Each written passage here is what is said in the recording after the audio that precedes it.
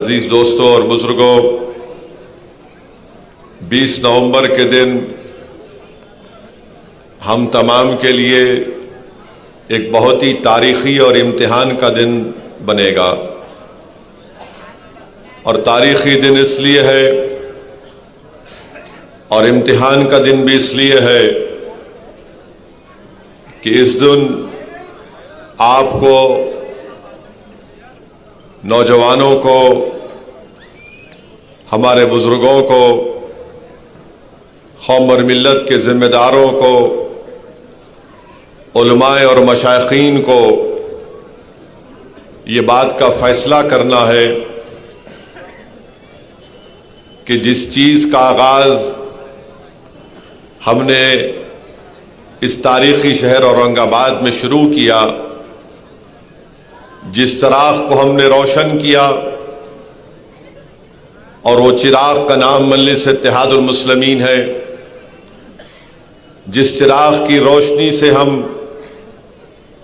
नाइंसाफ़ी के अंधेरे का खात्मा करना चाहते हैं, जिस चिराग को हमने बातिल ताकतों के तूफानों में जलाया, जिस चिराग की रोशनी से हमने एक सियासी बेदारी को पैदा किया, जो चिराग आपने जलाया, उस चिराग ने हजारों नौजवानों को मुस्तकबिल का कायद बनाने का ख्वाब हमने दिखाया। जिस चिराग को आपने जलाया, आपने इम्तियाज जलील को एक सहाफ़ी से MLA बना दिया। जिस चिराग को आपने जलाया, यहाँ पर मजलिस के 28 से ज्यादा अरकान बल्दिया मुंतखब हुए। जिस चिराग को आपने और रोशनी दी अपने आंसुओं से, अपने इत्तेहाद से, अपनी कुर्बानी से, आपने अपने नुमाइंदे को दिल्ली में लोकसभा का रुकन बनाया। 20 साल के बाद महाराष्ट्र से एक मुस्लिम रुकने पार्लिमान बनकर अगर गया तो आप ही की मेहनत और जुस्तजू की बुनियाद पर गया। मेरे अजीज दोस्तों और बुजुर्गों, 20 नवंबर हम तमाम के लिए एक इम्तिहान का वक्त भी है और एक तारीखी दिन भी है। मैं आपसे फिर से कह रहा हूं, कल भी मैंने कहा था, आज भी कह रहा हूं, जो ताकतवर होता है वो कहता है कि मैं इलेक्शन जीतूंगा, जो कमजोर होता है वो यही कहता है कि मैं इसको हराऊंगा। अब आपको ये फैसला करना है कि आप औरंगाबाद सेंट्रल से, औरंगाबाद ईस्ट से आप कामयाब होंगे ताकतवर बनकर, या फिर आप कमजोरों को उनके नापाक अज़ाइम में उनको कामयाब होने देंगे। ये वो कमजोर लोग हैं जो जीतने के लिए चुनाव नहीं लड़ रहे हैं। इनका मकसद एक ही है कि जिस चिराग को आपने और हमने मिलकर जलाया, अपने आंसुओं से, अपनी कुर्बानियों से, अपनी जुस्तजू से, वो ये चाहते हैं कि इस चिराग को खत्म करके रख दिया जाए। वो इतने परेशान हैं इस चिराग से कि ये देख रहे हैं कि सरजमीन महाराष्ट्र पर एक सियासी शऊर बेदार हो रहा है। वो ये देख रहे हैं कि आज ये नौजवान अपने आप को मुस्तकबिल का एक लीडर बनते हुए देख रहा है। वो इस बात को समझ चुके हैं कि अगर हम यहाँ पर मजलिस इत्तेहादुल मुस्लिमीन को नहीं रोकेंगे तो मुस्तकबिल में ये लोग हर जगह पर अपनी हिस्सेदारी की बात करेंगे, क्योंकि अब तक हिस्सेदारी की बात नहीं होती थी। बात यही होती थी कि ये हमारा उम्मीदवार है, तुम जाकर वोट डालो। हमारे पास कोई चॉइस नहीं था। मगर आज मजलिस को आपने अपने वोटों से, अपनी दुआओं से, अपने आंसुओं से मजबूत किया। बल्कि मैं जिम्मेदारी के साथ आपके सामने कह रहा हूं कि सरजमीन हैदराबाद, तेलंगाना के बाद अगर मजलिस इत्तेहादुल मुस्लिमीन किसी सरजमीन पर मजबूत भी है, मकबूल भी है, अगर हर एक के घर में की जगह जहां पर मजलिस पहुंच चुकी है, अगर हर एक के दिल में मजलिस पहुंच चुकी है, तो वो सरजमीन औरंगाबाद है मेरे अजीज दोस्तों और बुजुर्गों। और यही चीज मुखालिफीन मजलिस इत्तेहादुल मुस्लिमीन को, यही चीज कमजोरों को पसंद नहीं आती कि कौन है ये लोग कि जो आज आकर यहां पर मजलिस के पैगाम को पहुंचाया। मैं सलाम करता हूं आप तमाम को, मैं सलाम करता हूं उन तमाम लोगों को जो खामोशी से पर्दे के पीछे गुमनामी में मजलिस के लिए काम करते आए हैं। मैं सलाम करता हूं हमारी उन माँ और बहनों को जो मजलिस के लिए तड़पती हैं, जो आज हम पैदल दौरा करते हैं। जब असदुद्दीन ओवैसी जाकर उनके सामने एक माइक लेकर कहता है कि मैं असदुद्दीन ओवैसी हूं, आपसे गुजारिश करने आया हूं कि 20 नवंबर के दिन मजलिस को मजबूत करना है, तो हमारी बहनें, हमारी बेटियां, हमारी माएं देखकर दुआ देकर कहती हैं कि हम तुम्हारे लिए दुआ कर रहे, तुमको ही अल्लाह कामयाब करेगा। मेरे भाई, इससे बढ़ के मोहब्बत, इससे बढ़कर दौलत कोई एक सियासतदान क्या हासिल कर सकता है कि गुमनाम शख्स यहां पर आता है, आपके गली कूचों में फिरता है, जिसको मैं नहीं जानता, मगर अल्लाह ने उनके दिलों में मजलिस की मोहब्बत को पैदा कर दिया। यही आपकी हमारी सबसे बड़ी कामयाबी है मेरे अजीज दोस्तों और बुजुर्गों। इस चीज को ये रोकना चाहते हैं, ये लोग नहीं पसंद करते कि मजलिस आगे बढ़े। मजलिस इसलिए आगे बढ़ रही है क्योंकि लोग जान चुके हैं कि हमको अपनी सियासी आवाज की जरूरत है। जो मजलूम है वो जानता है कि मजलिस मेरी ताकत है। जो लोग सिस्टम से नाइंसाफी का शिकार हो चुका है वो जानता है कि हुजूम तो है मगर सन्नाटा है। अगर इस सन्नाटे को कोई तोड़ता है तो उसका नाम मजलिस इत्तेहादुल मुस्लिमीन है। ऐवान असेंबली है, 288 रुकने असेंबली है, मगर अगर कोई खड़े होकर जालिम की आंखों में आंखें डालकर कहता है कि तू जुल्म कर रहा है, संविधान के दायरे में हमको अपना हक मिलना चाहिए, तो मजलिस करती है। दूसरे भी एमएलए जीत कर गए होंगे और जाएंगे, मगर इनकी जबानों पर उनकी पार्टी का ताला लगा हुआ है। हमारी जबानों पर ताला नहीं है। हम अपनी जबान को नकारा खल्क बनाकर जालिमों के सामने इनकलाब जिंदाबाद के नारे लगाते हैं। मेरे अजीज दोस्तों और बुजुर्गों, 20 तारीख के दिन आपको इस चराग को जलाना है, इस चराग को मजबूत करना है। जो लोग इस चराग को बुझाना चाहते हैं, आप अपने इत्तेहाद से उनको हमेशा के लिए सियासी तौर पर बुझा दीजिए। जिस चराग को आपने तेल से नहीं अपने खून पसीने से जलाया है, मैं आपसे कह रहा हूं ये दुश्मन है हमारे इत्तेहाद के, ये दुश्मन है औरंगाबाद के नौजवानों के। ये चुकनाचूर करना चाहते हमारे बुजुर्गों के ख्वाबों को, ये हमारे माओ की उम्मीदों को खत्म करना चाहते हैं। फैसला आपको करना है 20 तारीख के दिन। ये लोग जीतने के लिए नहीं, मोदी के इशारे के ऊपर, शिंदे के इशारे के ऊपर, आरएसएस के इशारे के ऊपर, बल्कि आज कह रहा हूं, जिसने हमारे नबी करीम सल्लल्लाहु अलैहि वसल्लम के शान में गुस्ताखी की, उस गुस्ताख जालिम के एजेंट बनकर हमारी सफों में आकर हमारे इत्तेहाद को कमजोर करना चाहते हैं। खबरदार कर रहा हूं आपको, गुस्ताखों का साथ मत दो। जो लोग गुस्ताख के एजेंट बनकर औरंगाबाद की सरजमीन पर हमारे इत्तेहाद को कमजोर करना चाहते हैं, नौजवानों, बुजुर्गों, इन गुस्ताखों का जवाब तुम खड़े होकर पतंग के निशान पर बटन दबा कर दोगे और जवाब दोगे जमहूरी तरीके से। तुम पैगाम दोगे शिंदे को, फडणवीस को, मोदी को, आरएसएस को और उस गुस्ताख को, देख तूने हमारी सफा में अबू जहल को भिजाया था, हमने अबू जहल को आज बख्शने वाले नहीं है।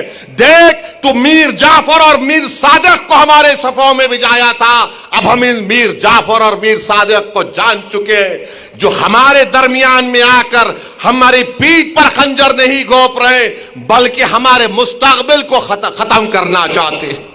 तो मेरे अजीज दोस्तों और बुजुर्गों, ये नरेंद्र मोदी आरएसएस ने पूरे महाराष्ट्र के इलेक्शन में 90 ऐसे लोगों को इलेक्शन लड़ा रही है। इंडिपेंडेंट नाम के आजाद हैं मगर गुलाम हैं आरएसएस के और मोदी के। इनके नाम उर्दू से शुरू होते हैं, नाम तो उर्दू का है मगर काम तो अबू जहल का करने वाले हैं। ये लोग मीर जाफर और मीर सादिक के एजेंट है, याद रखिए। ये जीतने के लिए इलेक्शन नहीं लड़ रहे, ये हराने के लिए इलेक्शन लड़ रहे हैं। और याद रखो, मैं बता रहा हूं, अगर खुदा ना खास्ता कुछ होगा तो ये जिंदगी भर बोलेंगे देखो हमने गिरा दिया था। मगर मुझे यकीन है औरंगाबाद के बुजुर्गों पर, मेरी मां और बहनों पर, वो गद्दारों को इस बात की इजाजत नहीं देंगे कि हम एक जिंदा कौम है, हम जिंदों के सामने कोई आकर ये नहीं कह सकता कि हम तुमको गिराएंगे। हम जिंदा रहेंगे और इनको सियासी तौर पर इनके चारों खाने चित करेंगे, इनके मंसूबों में इनको शिकस्त देंगे, इनकी साजिशों को हम बेनकाब करेंगे। ये लोग उस गुस्ताख के एजेंट बनकर आ रहे हैं। औरंगाबाद ही वो वाहिद शहर था पूरे महाराष्ट्र में जहां से आपने उठकर उस गुस्ताख को पैगाम दिया था अपने इत्तेहाद के जरिए। किसी जगह से कोई नहीं उठा था, आप ही के शहर से एक दीवाना इम्तियाज जलील खड़ा हुआ और उसने कहा कि मैं पार्लियामेंट का इलेक्शन हार गया, इन जालिमों ने मेरे खिलाफ साजिश की, मगर मुझे एमपी रहने की कोई जरूरत नहीं है। मेरे आका पर, मेरे नाना पर अगर कोई गुस्ताखी करेगा तो ऐसी लाख एमपीओं को मैं कुर्बान करूंगा, मगर मेरा ईमान मुझे पुकार पुकार कर कह रहा है कि मैं खामोश नहीं बैठ सकता, मुझे आवाज हक बुलंद करना है। और इम्तियाज जलील ने और मंजलिस ने फैसला लिया।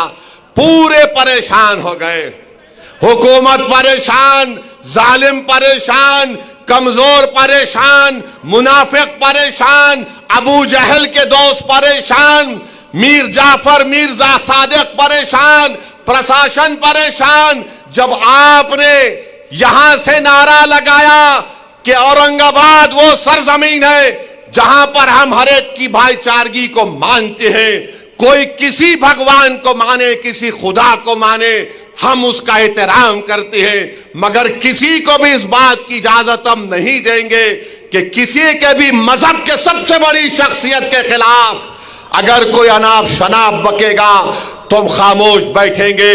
इसीलिए आए हैं क्योंकि आपने 10,000 गाड़ियों के साथ यहां से जुलूस निकालकर मुंबई गए थे, तो ये वो गुस्ताख को बड़ी तकलीफ हुई। ये तमाम के तमाम इबलीस के साथी ये देख रहे हैं कि आपने क्या कर दिया, औरंगाबाद से आपने तारीख बना दी। बल्कि लोग कह रहे थे कि महाराष्ट्र में मुस्लिम अल्पसंख्यक समाज एहतजाज नहीं कर सकती, इसलिए कि एहतजाज होगा तो दंगा होगा। मगर आपको लाखों सलाम, आपने बता दिया एहतजाज होगा, लाखों की तादाद में होगा, मगर पुरअमन रहेगा अल्हम्दुलिल्लाह। तो इसीलिए आज ये सब लोग यहां पर आ रहे हैं, एक के बाद एक सब आ रहे हैं।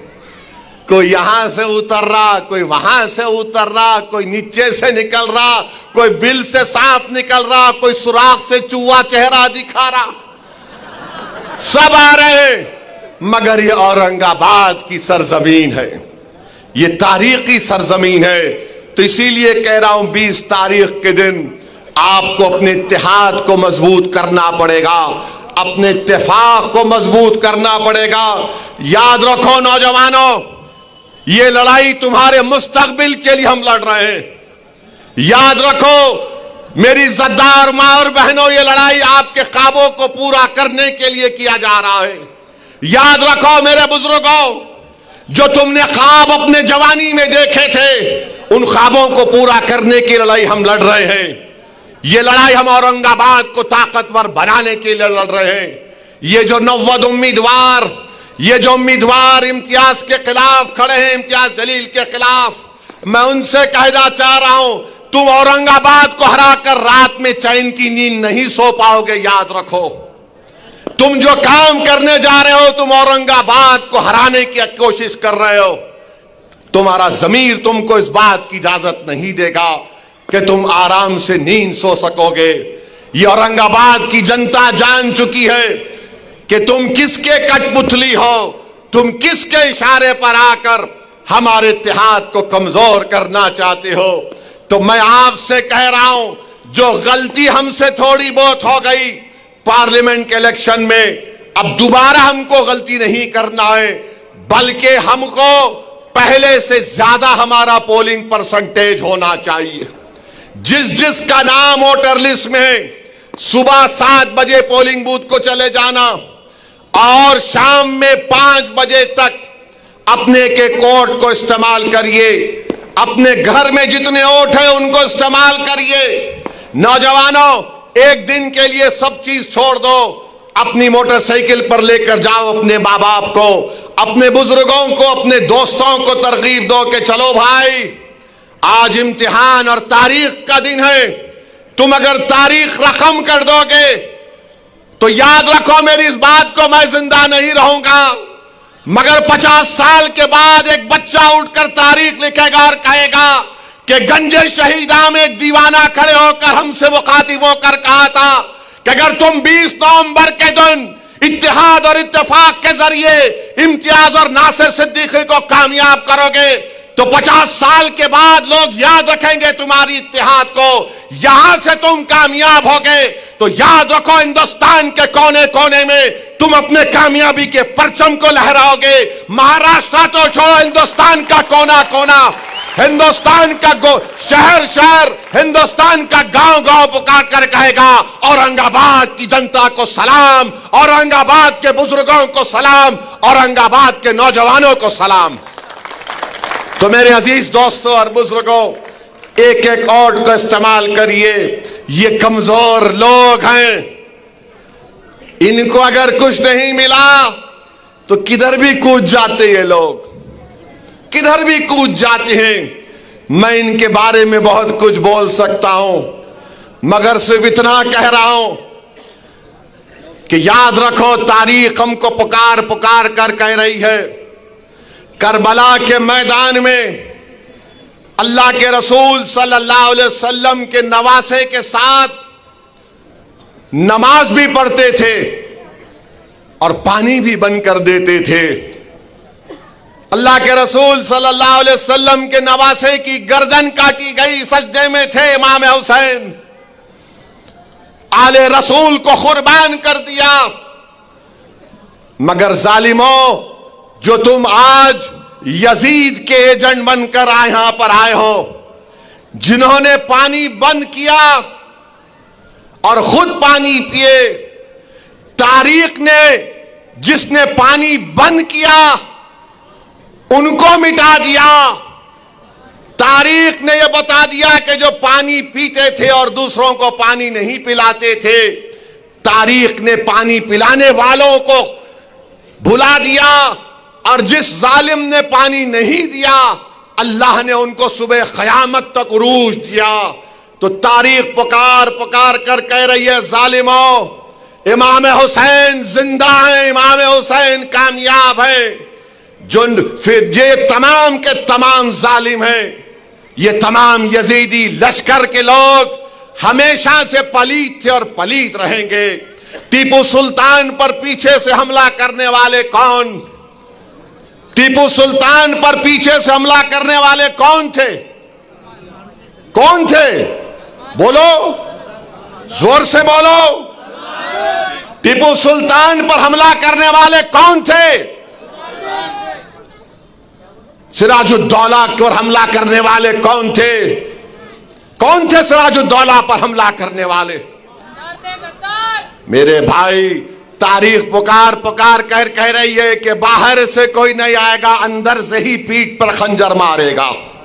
तो इनको पहचानना है आपको, इनको पहचानो आप। और दूसरी बात यह है कि कल महाराष्ट्र के डिप्टी चीफ मिनिस्टर इस तारीखी शहर को आए थे और आकर गैर जरूरी मेरा नाम अपनी जबान पर लाए। हाँ, देवेंद्र फडणवीस बोले, सुनो ओवैसी, ए देवेंद्र फडणवीस, याद रखो, तुम मेरी जबान का मुकाबला नहीं कर सकते ना। अगर तुम, मोदी, अमित शाह भी बैठ गए तो मेरी जबान का मुकाबला नहीं कर सकते। इन्हों क्या बोले, इन्हों क्या बोले, ए ओवैसी,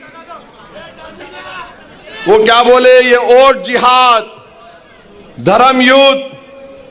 हम इलेक्शन कमीशन ऑफ इंडिया से पूछना चाहते हैं, क्या ये जबान इलेक्शन के कानून के ताबे है या उसके खिलाफ है? इलेक्शन कमीशन ऑफ इंडिया जवाब दो। ये महाराष्ट्र के चीफ इलेक्टोरल ऑफिसर से हम पूछना चाह रहे हैं, मेरा नाम लेकर जिहाद का नाम लिया जा रहा है, धर्म युद्ध का नाम लिया जा रहा है, क्या ये इलेक्शन कानून के खिलाफ नहीं है? क्या ये मॉडल कोड ऑफ कंडक्ट के खिलाफ नहीं है? ये लोकशाही है, जमहूरियत है, यहां पर धर्म युद्ध और जिहाद कहां से आ गया फडणवीस? खैर, तुमने बोला, अब तुमको खुजली होगी अब जब मैं बोलूंगा यहां से। अब सुनो देवेंद्र फडणवीस, तुमने कई एमएलएस को खरीद लिया, चोरी कर ली, तो तुमको क्या बोला जाए? डाकू बोला जाए या चोर बोला जाए? तुमने महाराष्ट्र से एक ड्रग पार्क का प्रोजेक्ट आ रहा था 3000 करोड़ का, टाटा एयरबस का प्रोजेक्ट 22,000 करोड़ का महाराष्ट्र को आ रहा था, वेदांता फॉक्सकॉन का 1,55,000 करोड़ का प्रोजेक्ट आ रहा था, मेडिकल की इक्विपमेंट बनाने का प्रोजेक्ट आ रहा था 4,024 करोड़ का। अरे देवेंद्र फडणवीस, तेरे को इतनी हिम्मत नहीं हुई तो रोक दिया उसको, गुजरात कहे को जाने दिया रे? हाँ, 1,80,000 करोड़ का प्रोजेक्ट महाराष्ट्र को नहीं आया, गुजरात को चले गया। क्यों? तुम तुम्हारे पप्पा जी से डर गए थे मोदी के। ये फिर आप देखो, और हम बताना चाह रहे हैं, फडणवीस ये समझते हैं क्योंकि वो फडणवीस हैं तो असदुद्दीन ओवैसी को दबा सकेंगे, क्योंकि वो फडणवीस हैं तो ये चाहते हैं कि लोग उनके पैरों के पास बैठ जाएं। वो फडणवीस हैं तो ये समझते हैं कि वो मुझे जिहाद या धर्म युद्ध के नाम से पुकारेंगे। वो फडणवीस हैं तो समझते हैं कि मैं असदुद्दीन ओवैसी को नीचे गिराऊंगा। अरे देवेंद्र फडणवीस, तुम जिस चीज को लाना चाहते ना औरंगाबाद में, वो चीज कभी नहीं आएगी इंशाअल्लाह ताला। मैं लिख के रख रहा हूं, वो इसलिए नहीं आएगी फडणवीस क्योंकि बाबा साहेब अंबेडकर ने जो संविधान बनाया उसमें फडणवीस भी बराबर है, ओवैसी भी बराबर है, कोई ऊपर कोई नीचे नहीं है। और फडणवीस, मैं तुमको चैलेंज कर रहा हूं, तुम महाराष्ट्र में किधर भी हो, तुम्हारी जबान पर दूल्हे भाई का नाम तो आ गया ना। अब तुमसे मैं कह रहा हूं फडणवीस, तुम्हारी जबान से जरांगे पाटिल का नाम निकलेगा, जरांगे पाटिल का नाम निकलेगा फडणवीस, तुम्हारी जबान लड़खड़ा जाएगी जरांगे पाटिल का नाम लेने से। बोलो, हिम्मत है तो बोलो फडणवीस, जरांगे पाटिल बोलो। तुम नहीं बोलेंगे? बोलेंगे नहीं नहीं, ओवैसी बोल सकता हूं, दूल्हे भाई है, मेरे भाईजान है, बोलूंगा। अब भाईजान किसको बोलते मालूम, लाइटर वेन में, मगर जरांगे पाटिल का नाम नहीं लेंगे फडणवीस। तुम फडणवीस बोलो, जरांगे पाटिल नहीं बोल सकेंगे। डर नहीं लगता, कच्ची हो जा रही पूरों की। और देवेंद्र फडणवीस, तुम बार बार जिहाद जिहाद बोलते। सुनो फडणवीस, तुम्हारा हीरो जेल में बैठकर अंग्रेजों को लव लेटर लिख रहा था। हमारे उलमाए किराम माल्टा की जेल में और जेल के मैदान में मौलाना हुसैन अहमद मदनी, मौलाना महमूद उल हसन अंग्रेजों के सामने झुके नहीं, सीना तान कर खड़े हो गए। सुनो, फडनवीस अल्लामा फजल कैराबादी काला पानी की जेल में थे। अल्लामा फजल कैराबादी ने अंग्रेजों से कोई सौदा नहीं किया। सुनो, फडनवीस 1820 के बाद इस मुल्क की आजादी की लड़ाई में सबसे पहला फतवा किसने दिया? हमारे मदरसों के जिम्मेदारों ने दिया, जिहाद का फतवा दिया। फडनवीस, जब तुम्हारे बुजुर्ग नहीं थे, अंग्रेजों से लड़ने का तरीका हमने देश को सिखाया, हमने बताया कैसे अंग्रेजों को भगाया जा सकता है।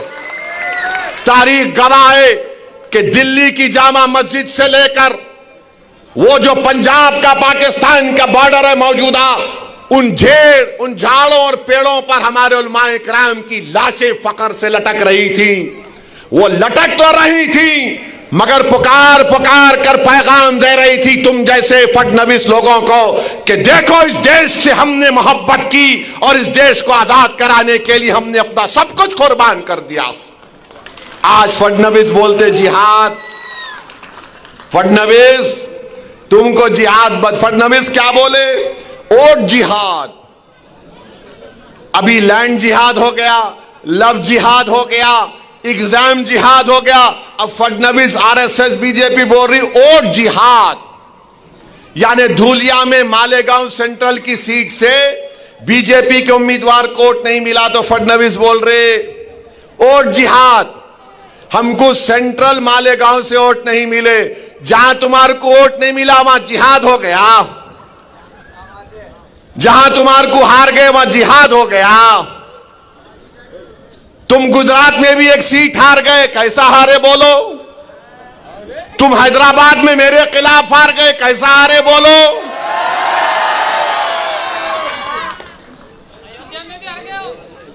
अयोध्या में भी हार गए। अम्मा अब नहीं बोलता, इससे आगे मैं बोलो फडनवीस कैसा हारे? मोदी की मेजॉरिटी कितनी कम हो गई? बहुत कम हो गई मोदी की, कुछ भी अच्छा नहीं बना रहे उन्होंने। अब बोलो, मगर मेरे भाई मालेगांव सेंट्रल की बात फडनवीस ने की। 1818 में अंग्रेजों और मराठाओं की जंग हुई थी, तीसरी जंग। मराठाओं की फौज में मुसलमान थे। कौन सी तारीख को? 1818। फडनवीस तुम तारीख में वीक हो, तुम्हारे को नहीं मालूम, तुम हिस्ट्री नहीं जानते। कुछ भी नहीं जानता, छोड़ो उन्हें। तो 1818 में अंग्रेजों के खिलाफ मराठाओं ने जंग की थी और उस जंग में मुसलमान थे। मुसलमान मालेगांव के किले पे खड़े हो गए और अंग्रेजों को से मुकाबला किया।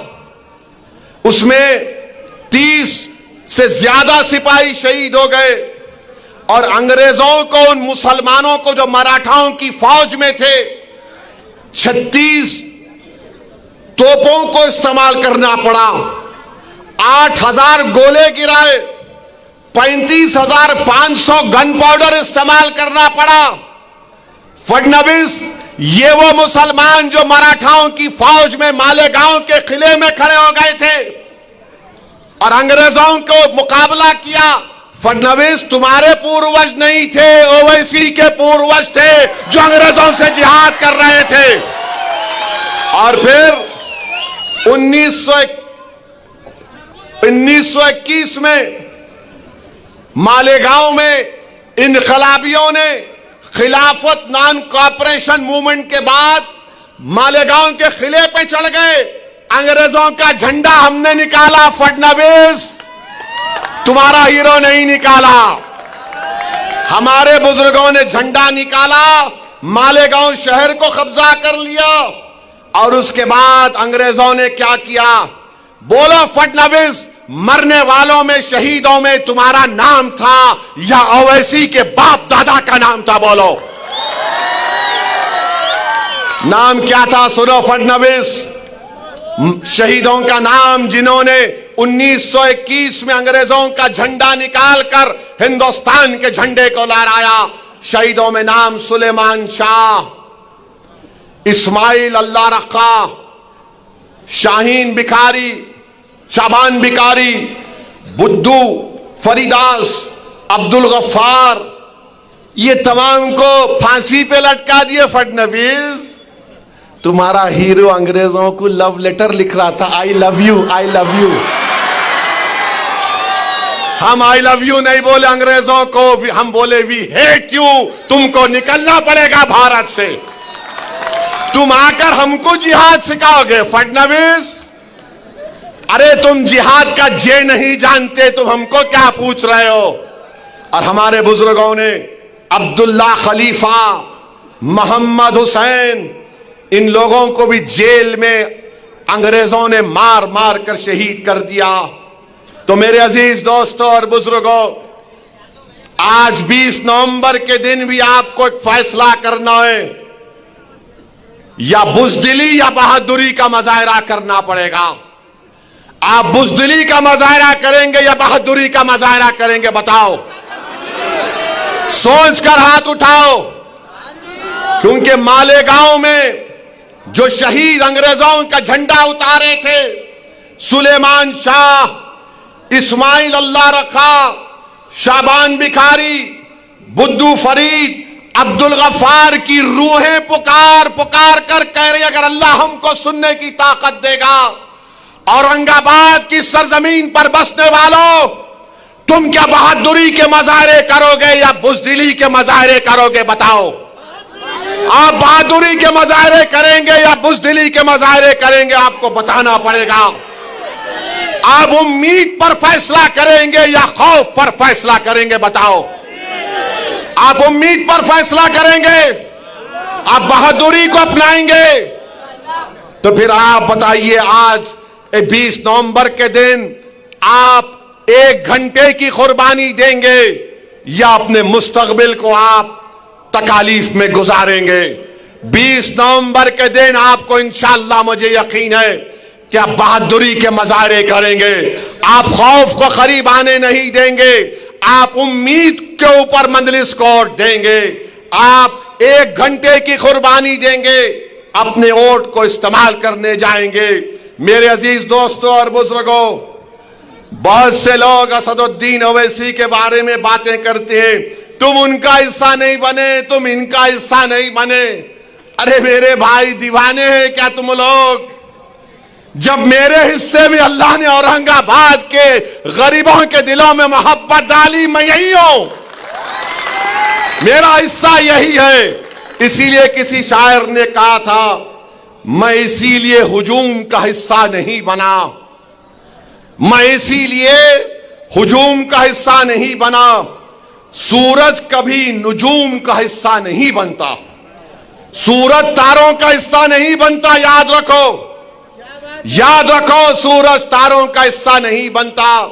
और औरंगाबाद के उन गयूर नौजवानों को पैगाम दे रहा हूं कि शायर ने अच्छा कहा था कि देख जिंदा से परे रंगे चमन जोशे बहार, देख जिंदा से परे रंगे चमन ने जोशे बहार, रक्स करना है तो फिर पांव की जंजीरों को ना देख नौजवान। तुमको नौजवानों 20 नवंबर के दिन एक तारीख को रकम करना है। और आप जानते हैं कि ये जो यहां का ईस्ट का बीजेपी का एमएलए है, इन्हों क्या किए? कोई काम किए इन्हों? कहीं पर मैं दौरे कर रहा हूं, डेवलपमेंट क्या हुआ? आप जानते हैं कि औरंगाबाद में पीने के पानी की लाइन का टंकी है, और उस टंकी का काम करवाना था, उसकी लाइफ खत्म हो चुकी है। इम्तियाज जलील के जमाने में उस टांकी के ताल्लुक से पानी की टांकी को सही बनाना है, वो जमीन अलॉट नहीं करते। अरे तुम एमएलए हो ईस्ट के, तुम नजरअंदाज करते हो उन इलाकों को, इसलिए नजरअंदाज करते हो कि फडणवीस ने कह दिया होगा अरे नहीं नहीं यहां मत जाओ, यहां पर जिहादी रहती हैं, तुम कोई डेवलपमेंट का काम नहीं करवाते। ये कौन सा तुम्हारा राज है शिंदे, ये कौन सा तुम्हारा राज है फडणवीस कि 8 दिन में 1 मर्तबा पानी आता है? तुमको शर्म नहीं आती? तुम सत्ता में बैठकर गरीबों को औरंगाबाद के तकलीफ पहुंचा रहे हो, कचरे के ढेर लगे हुए हैं, मोरियों का पानी बहता है, मगर तुमको फिक्र नहीं है। मगर तुम आकर क्या बोलते हो? असदुद्दीन ओवैसी का नाम लेते हो, जिहाद की बात करते हो, धर्म युद्ध की बात करते हो। अरे देवेंद्र फडणवीस, तुमने औरंगाबाद को पानी नहीं पिलाया, तुम्हारे ईस्ट के एमएलए ने जबरदस्ती पूरी ताकत के साथ उन इलाकों में काम नहीं करवाया जहां से हय्याल सलाह हय्याल फलाह की सदाएं आती हैं। और अगर तुम्हारा ईस्ट का एमएलए समझ रहा है कि पानी नहीं लेकर आएंगे, डेवलपमेंट नहीं कराएंगे, तो सुनो फडणवीस, सेंट्रल की आवाम चाहे किसी समुदाय की हो, वो तय कर चुकी है कि अब के बार इम्तियाज को कामयाब करेंगे और ईस्ट और सेंट्रल में हम तरक्याती काम करवाएंगे। आज ईस्ट की आवाम से, राय दहिंदगान से मैं अपील कर रहा हूं कि आपको एक इम्तियाज जलील जैसे एक फाल और हरकियाती एमएलए की जरूरत है, जो हर एक का काम करे, जो ये ना देखे कि ये कौन से मजहब का है, जो ये ना कहे कि धर्म युद्ध और जिहाद की बातें करे। काम इम्तियाज जलील ने किया बहैसियत एमपी। आप जानते हैं कि हमारे कॉरपोरेटर्स ने भी काम किया। आजाद चौक पे डीपी रोड, आजाद चौक से रोशन गेट, एक बल्दिया का अस्पताल, अल्तमश कॉलोनी में कब्रिस्तान की दीवार, और आप जानते हैं कि इम्तियाज जलील ने आम खास ग्राउंड में फुटबॉल ग्राउंड बनाने की कोशिशें की। 100 करोड़ का रोड डेवलपमेंट फंड लेकर आए, हॉस्पिटल में 400 बेड के हॉस्पिटल में वैकेंसीज को पुर किया। और फिर इम्तियाज जलील ने एमपी के तौर पर औरंगाबाद के एयरपोर्ट को डेवलप किया, जहां पर 2 फ्लाइट आती थी, अब हैदराबाद, अहमदाबाद, दिल्ली, मुंबई से फ्लाइटें आ रही हैं।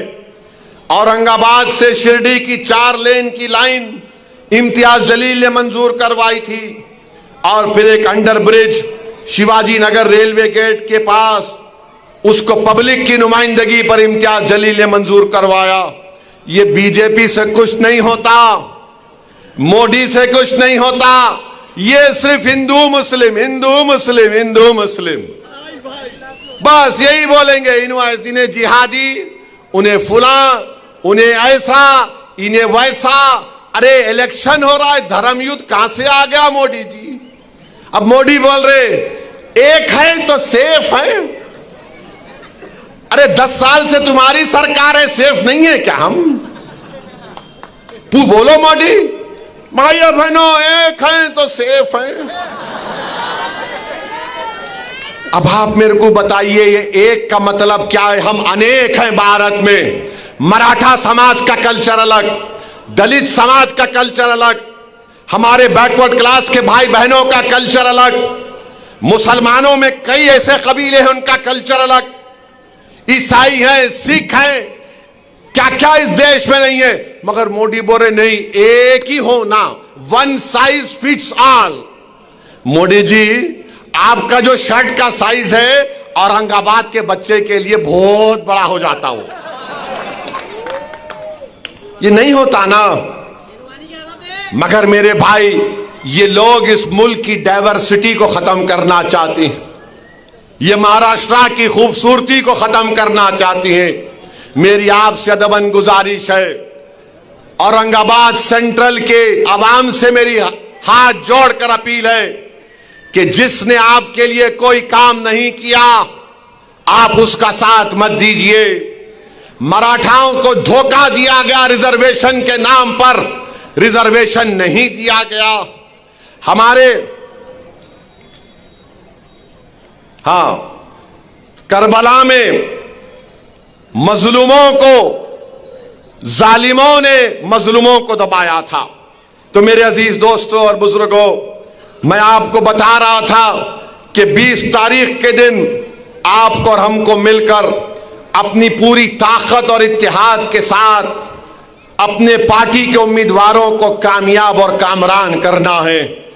ये जितने भी खड़े हैं ना, ये मिठाई बांट रहे हैं, मिठाई खा लो दबा के, छोड़ना नहीं। हाँ, खाना खा के बोलना एमआईएम जिंदाबाद।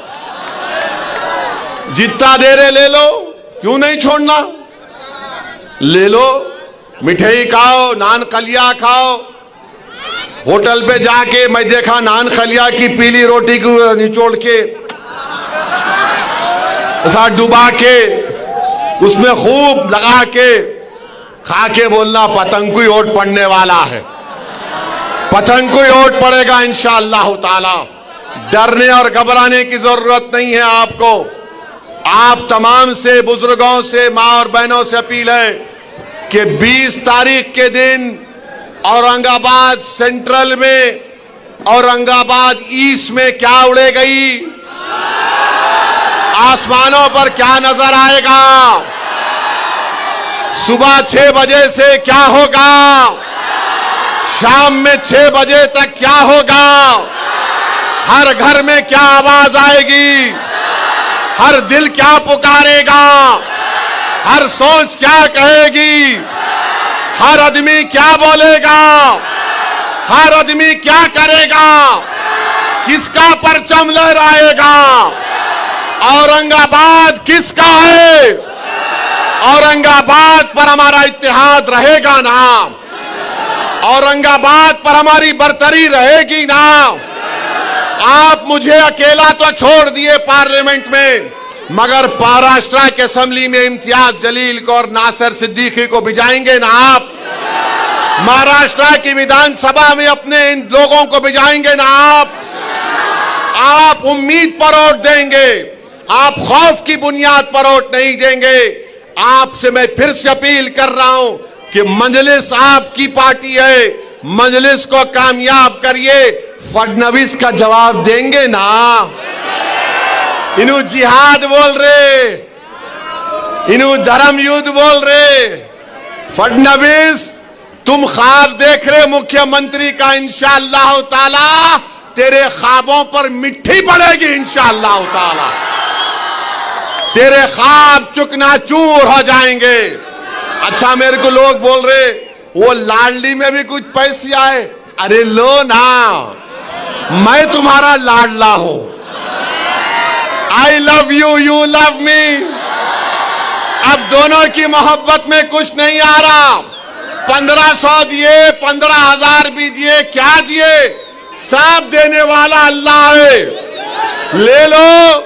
मगर वोट पड़ेगा तो सिर्फ पतंग के बटन पर पड़ेगा इंशाअल्लाह ताला, पड़ेगा ना। तो मेरे साथ नारा लगाइए, मेरे साथ नारा लगाइए, हमारा इत्तेहाद जिंदाबाद, हमारा इत्तेहाद जिंदाबाद, हमारा इत्तेहाद जिंदाबाद। अब मेरे साथ और एक जिंदाबाद के नारे लगाइए। बाबा साहेब अंबेडकर, बाबा साहेब अंबेडकर, छत्रपति शिवाजी जिंदाबाद, छत्रपति शिवाजी जिंदाबाद, मुजाहिदीन आजादी जिंदाबाद, मुजाहिदीन आजादी जिंदाबाद। अस्सलाम वालेकुम व रहमतुल्लाह व बरकातहू। जरा एक्शन, अभी एक्शन, पूरा एक्शन, हर तरफ एक्शन होगा 20 तारीख के दिन। सलाम।